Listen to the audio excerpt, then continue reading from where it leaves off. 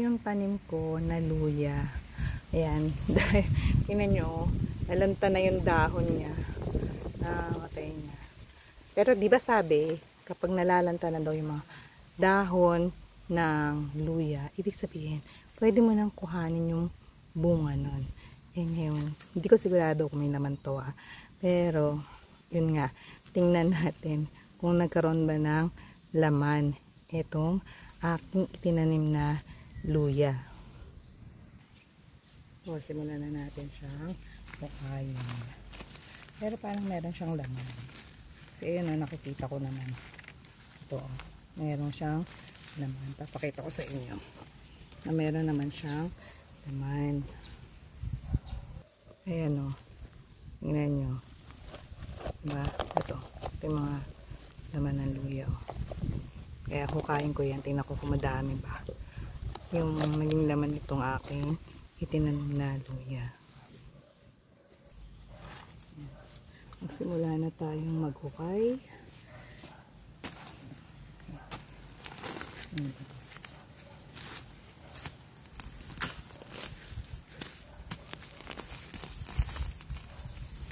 Tingnan natin mga damo.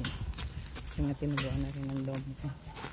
Pero sayang din, diba? Kung may makaani tayo na luya. Tingnan lang natin kung ganong kadami itong ating makukuha. Ganong kadaming laman. Ito. Ayan.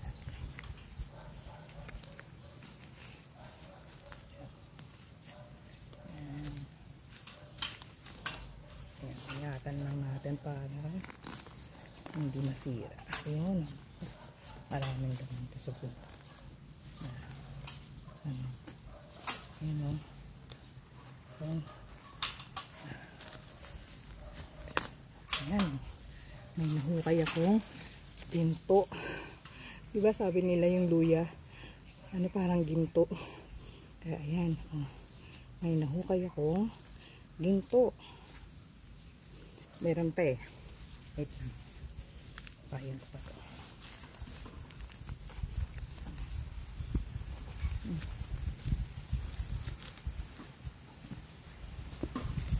Tayo ng ginto.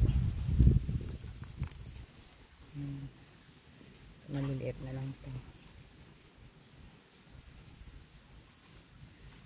Pero yung iba, manang ko din.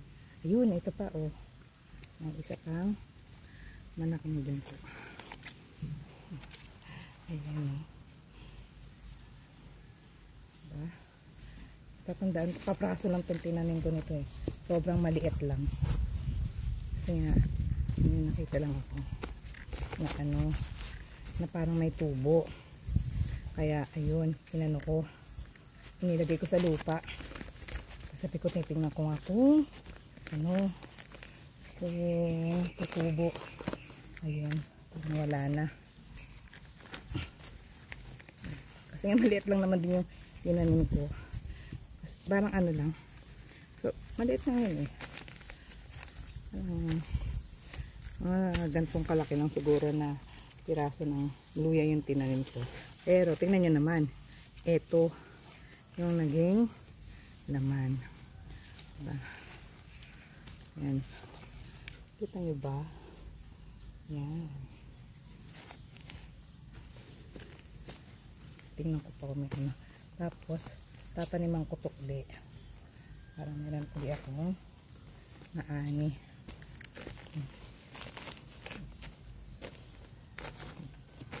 Wala na yata.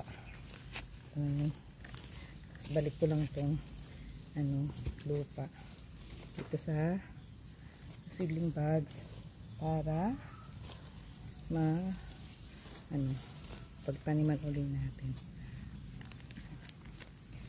Diba? Tama yung sinabi nila. Kapag nalanta na yung dahon ng luya, pwede ka nang makakuha ng bunga nun. Kasi sabi nila, para mga 7 months daw bago magkaroon ng laman yung mga luya. So, ito, hindi ko naman alam kung 7 months na to. Pero, ayan nga. Meron tayong inaning luya ngayong araw. Kahit kapraso lang, ayos pa rin, di ba? Ayan. Siguro tong maliliit, ito. Kasi tinan nyo, parang may tubo na rin siya, oh. Diba? Ayan, na to. I-ano ko na lang siya. Ibaong ko na lang siya uli. Para maging, ano punla natin. Ito pa, may mga maliliit pa dito. Ayan, oh. At may mga ugat na rin. Ito, itatanim ko na lang to. Iiwanan ko na lang to. At yung malaki na lang yung aking kukuhanin. Na ano, sensya na kayo kung merong shadow, ha? Kasi sobrang mainit na rin ngayon dito sa itong pinagtataniman ko ng itong pwesto. Naka ano tayo, may konti tayong ang silong, parang hindi naman tayo masyadong mabilad sa araw. Tamang tama, kakamanicure ko pa lang. So ngayon ito na uli ang itsura ng aking kuko, kasi nakalimutan ko na namang mag gloves. Kaka-manicure ko pa lang kahapon. Pero okay lang.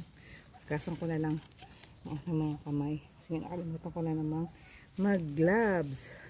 Pero ito, ang saya-saya ng pakiramdam. Oh, tingnan mo.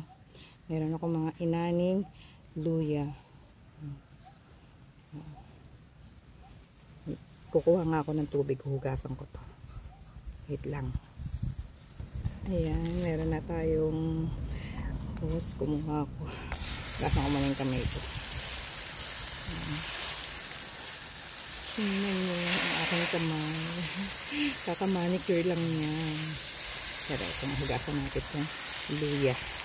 Ang ating mga ginto na nakukay. Ganda, diba?